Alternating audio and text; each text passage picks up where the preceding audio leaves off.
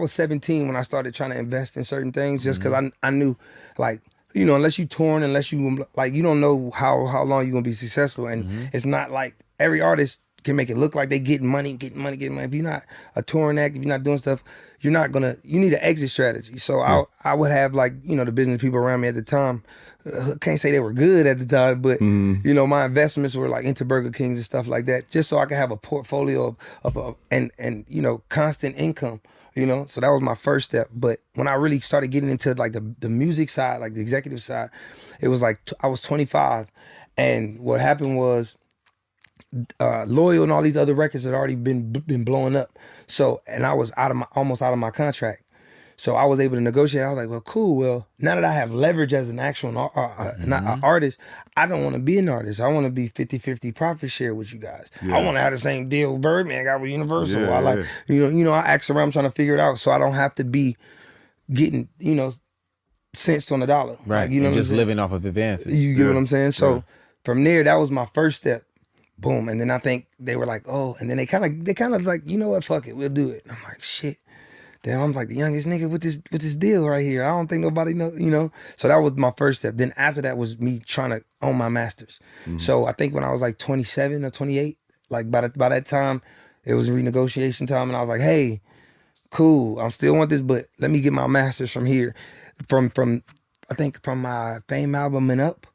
I said, let me get the masters from there, and then I'm able to come back and negotiate, you know, in 6 years for the first album and all of my shit. Bro, like the music industry sometimes it's not sustainable to a certain level. So you have to have a exit strategy, bro.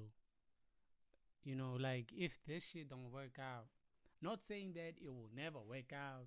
You don't have a plan B. No, it's an exit. You in the music industry and you're saying, I'm looking for an exit strategy. You know, have different incomes. You know, have different streams of income, dog. You know, you can hear CBs talking about owning Burger King, you know, owning masters, you know, and not living off an advance of the next album, and you don't know the success of that album, how it's gonna, is it gonna work, is it gonna not work, you know, your career might, you know, your name might be damaged in 2 years from now. You don't know what might happen in future, you know. So when you have different streams of income, maybe you own a couple of properties, you own a couple of event spaces, you know, like just always have something on the side that is not connected to music, so that you can always be sustainable if this music thing gets, you know, there's some distractions or some stuff happen, or you can't renegotiate on the next deal, and now you're depending on this thing, you're not touring. You used to maybe tour,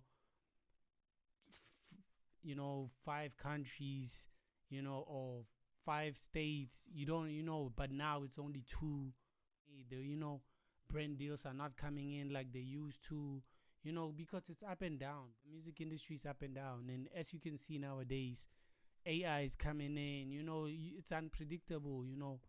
Streaming is not paying as much. You know, you will never know. The music industry is unpredictable at all, bro. You can't rely on it alone. Always have some different businesses on the side, you know. You know, have some Ubers running around, own some taxis like Big Zulu, you know what I mean? Like, always have something on the side that is not connected to the music thing. It's not connected to the fame shit, you know.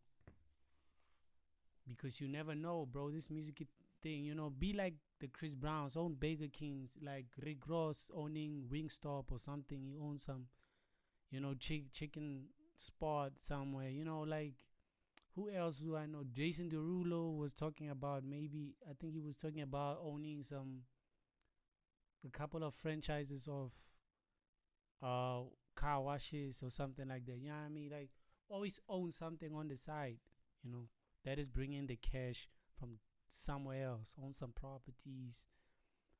Just be a whole round businessman, bro. An entrepreneur. Owns a couple of books, you know, write a couple of books, you know, or own a couple of, or some artists own record labels, you know, they own catalogs of other artists like Michael Jackson used to do. You know, you used to own the Beatles, a lot of catalogs, you know, so that you sustain yourself in the music industry cash wise, you know, money wise. Don't rely on this music until forever. You know, some artists branched out into like the 50 cents, you know, writing movies, writing series, you know.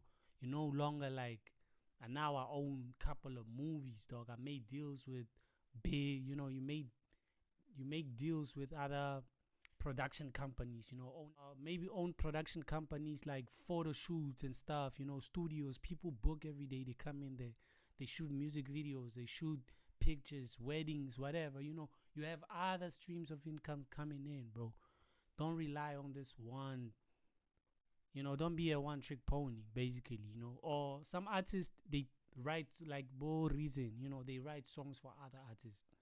You know, you don't know that, oh, he's getting publishing on that song, that song, that song. You know, like, just be as versatile as possible, you know, especially in the ecosystem that we're in right now, where people don't want you to just be an artist.